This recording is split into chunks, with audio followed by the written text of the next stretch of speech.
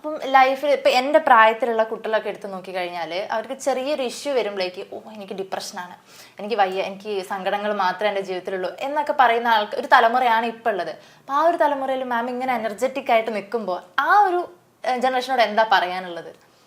ചെറിയ കാര്യങ്ങളിൽ ഡിസപ്പോയിൻറ്റഡ് ആവേണ്ട കാര്യമില്ല. ശരിക്കും നമുക്ക് എത്രയോ നന്മകളുണ്ട്. അല്ലാതെ നമ്മൾ ശരിക്കും പറഞ്ഞാലൊരു ഹോസ്പിറ്റലിൽ പോവാണ്, നമ്മൾ അവിടെ ചെന്നിട്ട് കുറച്ച് നേരം ഇരുന്ന് കഴിഞ്ഞാൽ അവിടെ വരുന്ന ഓരോരുത്തരെയും കാണുമ്പോൾ നമ്മളെയും കൂടി അനലൈസ് ചെയ്ത് നോക്കിയാൽ നമ്മൾ എത്ര ഭാഗ്യവാന്മാരാന്ന് മനസ്സിലാവും ശരിക്കും. അപ്പോൾ പിന്നെ നമ്മൾ എന്തിനാ വിഷമിക്കണം, ഉള്ള ഈ സമയം സന്തോഷിച്ചൂടെ? സന്തോഷിക്കുക. അപ്പം മാം എപ്പോഴും ഹാപ്പിയാണ്, ചുറ്റുമുള്ളവരെ ഹാപ്പിയാക്കി വെക്കുന്നത്.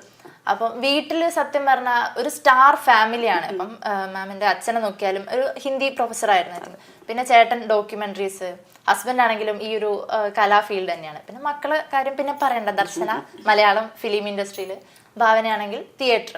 അപ്പം നിങ്ങൾ വീട്ടിൽ ഒത്തുകൂടുന്ന സമയത്ത് എന്താ മെയിനായിട്ട്, കല തന്നെയാണോ സംസാരം അതോ? അങ്ങനെയല്ല, ഞങ്ങളെല്ലാം വർത്താനം പറഞ്ഞാൽ ഞങ്ങൾ അടിയുണ്ടാക്കും, എല്ലാം ഉണ്ട്. വീട്ടിൽ ആരാ കുറച്ച് കുറുമ്പ് കൂടുതൽ? അത് ഞാനായിരിക്കും. സാധാരണ മക്കൾക്കാണ് കുറുമ്പ് കൂടുതൽ. അവിടെ ശരിക്കും പറഞ്ഞാൽ ഏറ്റവും പ്രായം കുറവ് എനിക്കാണ്. അതാണ് ഏജിൻ റിവേഴ്സ് ഗിയർ ആണോ അതോ പണ്ട് മുതലേ ഈ കുറുമ്പ്? അതെ. അച്ഛൻ ഭയങ്കര സ്ട്രിക്റ്റ് ആയിരുന്നു എന്ന് ഞാൻ കേട്ടിട്ടുണ്ട്. അപ്പൊ ആ ഒരു സ്ട്രിക്ട്നെസ്സിൽ വളർന്ന് ഒരു ഫ്രീഡം വേണം അങ്ങനെ ആയിട്ടാണോ ഈ ഒരു കുറുമ്പും, അല്ലെങ്കിൽ ഭയങ്കര ഹാപ്പി ആയിട്ട് നിൽക്കുന്നത്? അതെ, എല്ലാം എനിക്ക് വേണ്ടതൊക്കെ അന്ന് ചെയ്യും. ഞാനും അത് അനിയെത്തിയത്. പക്ഷെ എനിക്ക് ഇതുവരെ അച്ഛൻ്റെ ഒരു അടി പോലും കിട്ടിയിട്ടില്ല കേട്ടോ. അതൊരു പ്രത്യേകത.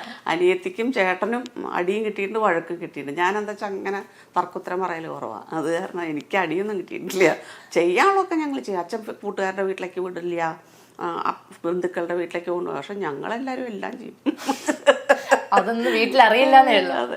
ആ കാലത്ത് സിനിമകൾക്ക് ഒരുപാട് കൊണ്ടുപോയിരുന്നു. എന്താ അച്ഛന് എന്തായിരുന്നു സിനിമകളോട് ഇത്ര ഇഷ്ടം വരാൻ എന്ന് ചോദിച്ചിട്ടുണ്ടോ? ഇല്ല.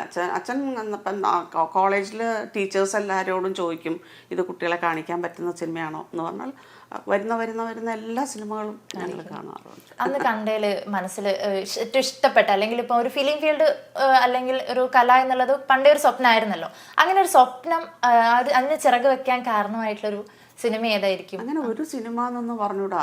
ഇപ്പം 80s നോക്കിക്കഴിഞ്ഞാൽ മോഹൻലാലിൻ്റെ എത്ര സിനിമകൾ നമുക്ക് ആലോചിച്ചാൽ ഈ പറഞ്ഞ ഹാപ്പിനെസ് കിട്ടുന്ന എത്ര സിനിമകളുണ്ട്. അന്നതൊരു വലിയ ഹരമായിരുന്നു മോഹൻലാൽ സിനിമകൾ കാണാൻ. മോഹൻലാൽ MG കോളേജിലുമാണ് പഠിച്ചിരുന്നത്. അപ്പം അന്ന് നമുക്ക് നാടകങ്ങളിലുമൊക്കെ ഉണ്ടായിട്ടുമുണ്ട്. ചേട്ടൻ അവിടെയാണ് പഠിച്ചിരുന്നത്, അച്ഛൻ അവിടെയായിരുന്നു. അപ്പോൾ അങ്ങനെ അറിയായിരുന്നു അങ്ങനെ. അപ്പം അപ്പോഴൊക്കെ നമ്മൾ തോന്നിയിട്ട് നമ്മളുടെ ഇടയിൽ നിന്ന് ഒരാൾ സിനിമയിലേക്ക് വരിക എന്നുള്ളതായിരുന്നല്ലോ. അതുകൊണ്ട് തന്നെ അക്കാലത്ത് മോഹൻലാലിൻ്റെ ഇറങ്ങിയ സിനിമകളെല്ലാം കണ്ടിട്ട് എല്ലാം ഇഷ്ടമായിട്ടുണ്ട്. പിന്നെ അതിലും മുമ്പ് ശരിക്കും പറഞ്ഞാൽ എനിക്ക് എൻ്റെ മനസ്സിൽ ഏറ്റവും കുട്ടിക്കാലത്ത് ഓർമ്മയുള്ളത് പൂമ്പാറ്റ, രാഗം, അതൊക്കെയാണ് ശരിക്കും പറഞ്ഞാൽ എൻ്റെ പെട്ടെന്ന് ഓർമ്മയിൽ വരുന്ന. അന്നൊക്കെ ഓണത്തിനൊരു റിലീസ് ഉണ്ടാവും, അങ്ങനെ കണ്ടിരിക്കുന്നതാണ് രാഗം. ഇന്നും അതേ ഒരു എനർജിയിലാണ് സിനിമകളൊക്കെ കാണാൻ പോവാ? ഇപ്പോൾ ഇപ്പം ഈ കൊറോണ വരുന്നതിന് മുമ്പ് തേഴ്സ്ഡേ ഫ്രൈഡേ എല്ലാ തിയേറ്ററിൽ ഉണ്ടാവും, ഉറപ്പാണ്. എനിക്കിങ്ങനെ എല്ലാവരും അഭിപ്രായങ്ങൾ പറഞ്ഞിട്ട് നല്ലതായാലും ചീത്തയായാലും നമ്മൾ കണ്ട് നമുക്ക് സ്വയം തീരുമാനിക്കാമല്ലോ.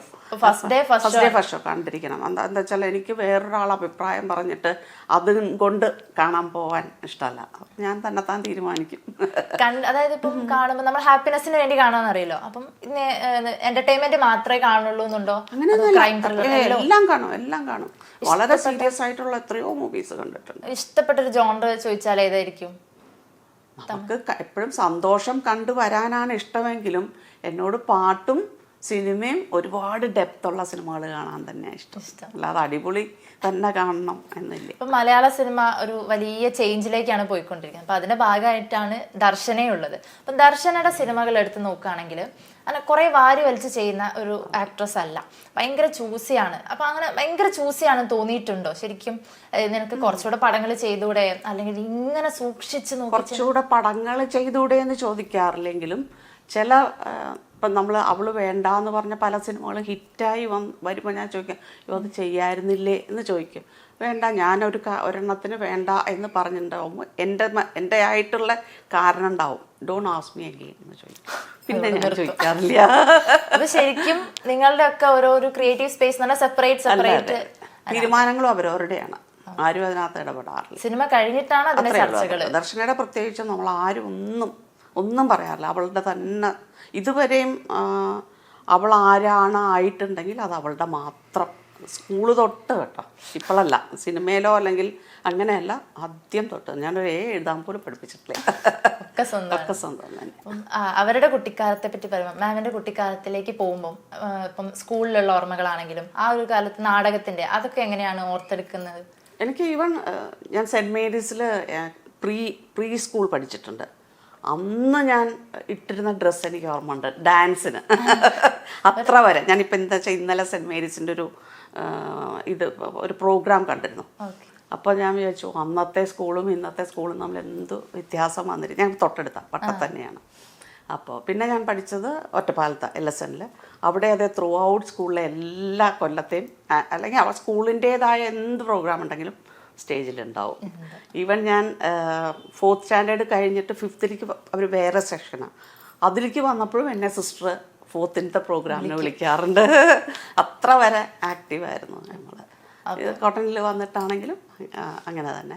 കോട്ടണിൽ ലാസ്റ്റ് ഏജിലാണ് വന്നത്. 9th ലാസ്റ്റായി 10th ആയി. അപ്പോഴേക്കൊക്കെ അവിടുത്തെ ഓൾറെഡി എസ്റ്റാബ്ലിഷ് ചിത്രയൊക്കെ അവിടെയാണ് പഠിച്ചിരുന്നത്. കുക്കു പരമേശ്വരൻ അവരൊക്കെ അവിടെ തന്നെയായിരുന്നു. അപ്പോൾ അപ്പോഴേക്കൊക്കെ എല്ലാവരും അവിടെ ഉള്ള പണ്ട് മുതലേ ഉള്ളവരൊക്കെ വലിയ ആൾക്കാരായി കഴിഞ്ഞിട്ടുണ്ടായിരുന്നു. അതുകൊണ്ട് അവിടെ കുറച്ച് സമയം കിട്ടുള്ളൂ. പിന്നെ ഓൾ സെയിൻസിലാണ് പഠിച്ചിരുന്നത്. അവിടെ അതേപോലെ എല്ലാത്തിനും അവിടെ വെച്ചാണ് ഞാൻ കോളേജിൽ ആദ്യമായിട്ട് ഒരു നാടകം, ഒരു ചെറിയൊരു പയ്യൻ്റെ ഒരു വേഷം വേണമായിരുന്നു. അങ്ങനെയാണ് സൈസ് ഇല്ലാത്ത ഒരാളെ ട്രൗസർ ഇട്ട് സ്റ്റേജിൽ കയറണം. അങ്ങനെയാണ് ഈ ഗാലറി ക്ലാസ്സാണ്. അവിടേക്ക് ഒരു സ്ലിപ്പും കൊണ്ടൊരു പ്യൂൺ വന്നു, നീരജ് ഹസ് വാണ്ടഡ് അറ്റ് ഓഫീസ് എന്ന് പറഞ്ഞിട്ട്. ഞാൻ വെച്ചാൽ ഞാൻ ഒന്നും ചെയ്തിട്ടില്ലല്ലോ ദൈവമേ. ചെന്നപ്പോൾ നാടകത്തിന് വേണ്ടിയിട്ടായിരുന്നു. അപ്പോൾ ഞാൻ അതുവരെ നാടകം ചെയ്തിട്ടില്ല, ഫസ്റ്റ് ടൈം ആയിരുന്നു. അപ്പോൾ പറഞ്ഞു സാരില്ല, നമുക്ക് പ്രാക്ടീസ് ചെയ്യാം, ഇന്ന് മുഴുവൻ നമുക്കിത് പ്രാക്ടീസ് ചെയ്യും, നാളെ ഓൺ സ്റ്റേജ് ആണ് അത്. അപ്പോൾ അന്ന് അതങ്ങനെ നമ്മൾ ചെയ്ത് തുടങ്ങിയപ്പോൾ തന്നെ എനിക്ക് തോന്നിയിരുന്നു ചെയ്യാൻ പറ്റും എന്നുള്ളത്. പിറ്റേ ദിവസം നാടകം ചെയ്തൊക്കെ കഴിഞ്ഞാൽ എല്ലാവർക്കും ഇഷ്ടമായി. എന്നോട് എൻ്റെ ഹിന്ദി ടീച്ചർ ചോദിച്ചു, എങ്ങനെയാണ് മോളെ ഇത്ര നന്നായിട്ട് ചെയ്തത്? എനിക്കൊന്നും ചെയ്യേണ്ടി വന്നില്ല മാം, ഒക്കെ വീട്ടിൽ ഞാനും അമ്മൂമ്മയും തമ്മിലുള്ള അടി തന്നെയായിരുന്നു. അതിനകത്ത് ആ പയ്യൻ ഡയലോഗ് പോലും പറയാൻ എളുപ്പമായിരുന്നു ശരിക്കും പറഞ്ഞു. അനുഭവങ്ങൾ ആ കൊല്ലം ബെസ്റ്റ് ആക്ട്രസ് കിട്ടി. പിന്നെ അതുപോലെ 3 കൊല്ലം അടുപ്പിച്ച് ഫസ്റ്റ് അറ്റംപ്റ്റ് തന്നെ കത്തിക്കയറി. അച്ഛൻ പ്രൊഫസർ ആയിരുന്നു എന്നല്ലോ. അപ്പൊ എന്തായാലും നമ്മൾ ചിന്തിക്കുന്നില്ല, ഓക്കെ മക്കൾ ഭയങ്കര സ്റ്റുഡിയസ് ആയിരിക്കും, ഭയങ്കര ക്ലാസ്സിൽ ഫസ്റ്റ്, അപ്പൊ അങ്ങനെയൊക്കെ ആയിരുന്നോ? ഫസ്റ്റ് ഒന്നും ആയില്ലെങ്കിലും പഠിത്തത്തിന് വളരെ ഇമ്പോർട്ടൻസ് ഉണ്ടായിരുന്നു, പ്രത്യേകിച്ചും ഹിന്ദി. ഈവൻ അനോട്ടേഷൻസ് എല്ലാം അച്ഛൻ്റെ തന്നെ റൈറ്റിംഗ് ഉണ്ട്, പറഞ്ഞു തരുമായിരുന്നു. നല്ല മാർക്ക്, ഹിന്ദിക്ക് മാർക്ക് കിട്ടാൻ അച്ഛൻ്റെ ഏറ്റവും വലിയ എയിമായിരുന്നു എന്നെ ഒരു ഹിന്ദി ലെക്ചറാക്കുക എന്നുള്ളത്.